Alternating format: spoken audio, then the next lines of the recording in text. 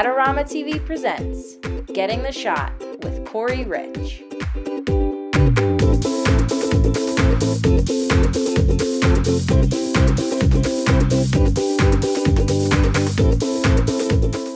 Hi, I'm Corey Rich, and you're watching Adorama TV. This is actually the third episode, segment 3, in a 3-part series on recording sound with your DSLR camera. This is a pretty exciting segment to me because I'm going to actually be having a conversation with my good friend Palmer Taylor, who's a professional sound recordist or sound mixer. Palmer, thanks a bunch for agreeing to sit down and talk about audio. So often I'm just fascinated by the great sound that we get from the field. And, while I'm busy shooting or directing, you have headphones on and, you're booming and the mic is out.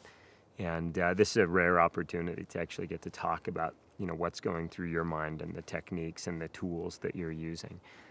I guess the biggest question for me is, do you become a professional sound recordist once you get the whole, fanny pack? Is that the, what is that, actually? That's really my question. What is that device? It's basically just like a mobile recording unit, and it can be as simple as like a 2-channel, 3-channel mixer that you're running some hardline microphones into, and it can be as complicated as a 12-track, multi-track recorder that's carrying, 12 wireless and a boom microphone. So it just depends on, what job you're doing and what's required. And so literally you could be running 12 microphones into that mobile studio, essentially, that's on your body.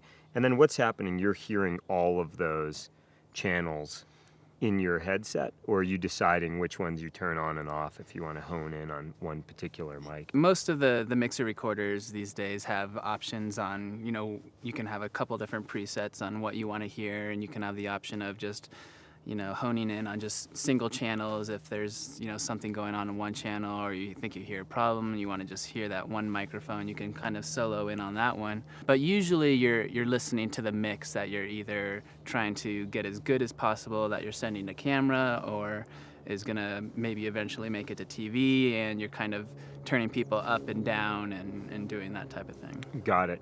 And when you finally See, this is what real audio guys, they hear stuff like this. That's actually something that I've realized when we're shooting. Palmer is the guy that taps me on the shoulder and says, that's too loud. And Corey's the guy that says, it's fine. And then I just assume he has a filter that says eliminate the plane on the sophisticated rig that he wears on his waist. But so really you're trying to do a mix, which is if theoretically there were 12 folks mic'd at once, you're trying to make them all sound good. And then what are you recording onto this device? Do you have a track for each of them and a mixed track? Yeah, so a lot of the mixer recorders today have so many options that you can route in different ways. You can put multiple people on one track, which would be your mix. You can do post-fader or pre-fader, meaning you'll still be recording even if you have it potted all the way down and you're not sending it to camera anymore. They're still being recorded in case they say something off camera. You still have that there. So there's so many different options and versatility with mixers and recorders these days that you can record almost endless options. So what are you, when you're on set with us or with another crew, are you engaged in the conversation, or what are you listening to? What are you paying attention to with those headphones on? So my primary goal is to make sure that the audio that's being recorded is basically as good as it can be. There's always things that you're hearing outside of what you want to record, whether that be, planes overhead, traffic outside, people talking on set, unwanted clothing noise, things like that. And so you're always trying to make those external things as minimal as possible. And it's kind of up to you to say, is that something that's, worthy of correcting and stopping down, or is that something that's, livable? But you're always trying to make it as good as possible without, having to stop down if that's possible. And now I'm channeling Palmer, and I can hear a plane and a car drive by. Yes. Like this, if we were actually on location, Palmer would have said, Corey, this is a bad selection of location from an audio perspective with the road so close. I'm already breaking the rules that I described in earlier segments. show the sound in the background. But the truth of the matter is sometimes you can't control that. Sometimes you're put in a location that is right next to a road or it's next to an airport, and you're forced to do as best as you can with what you're given. And that's when certain techniques come into play, specialized equipment comes into play, things that you learn over time or through making mistakes. That, okay, I'm not going to do that because that was horrible last time.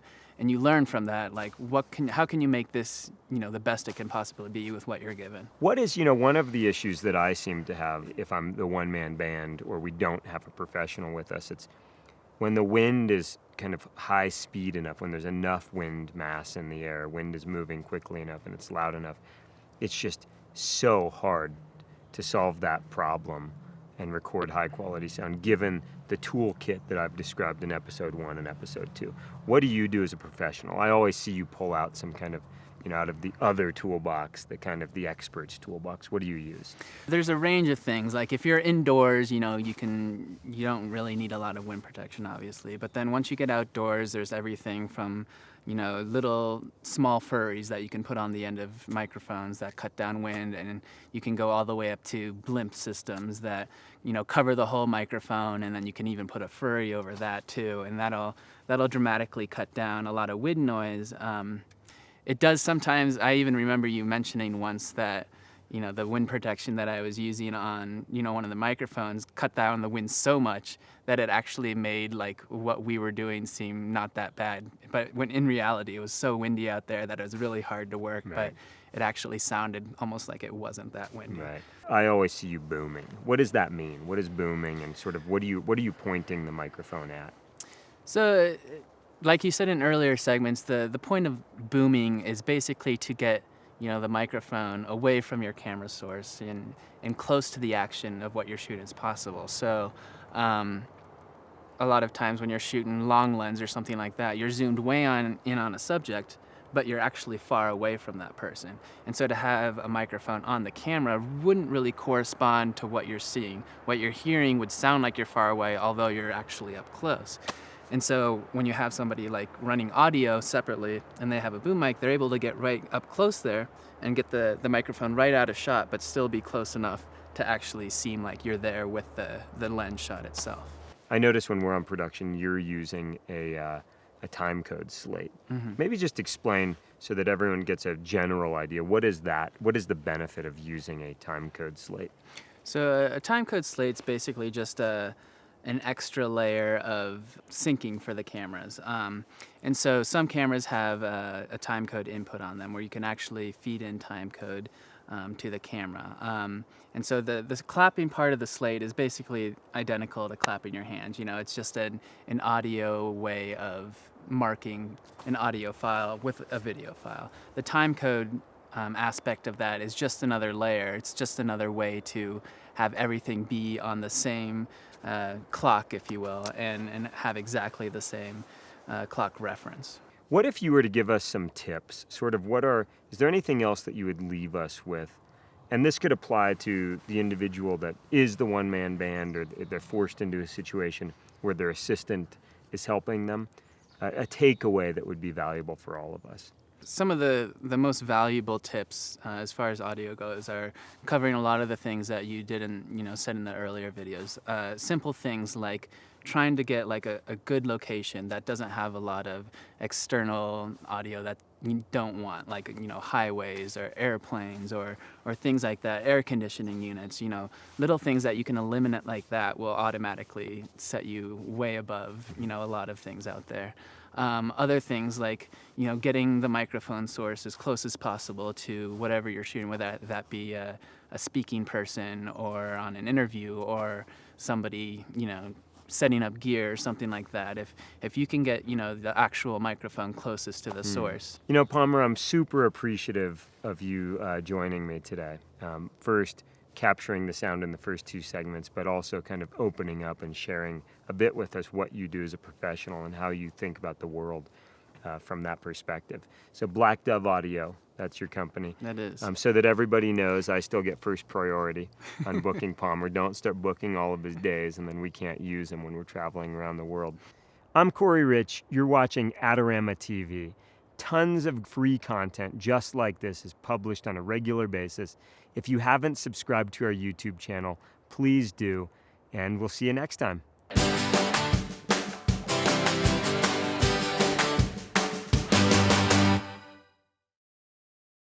Do you want great-looking prints at low cost? Be sure to visit our easy-to-use online printing service.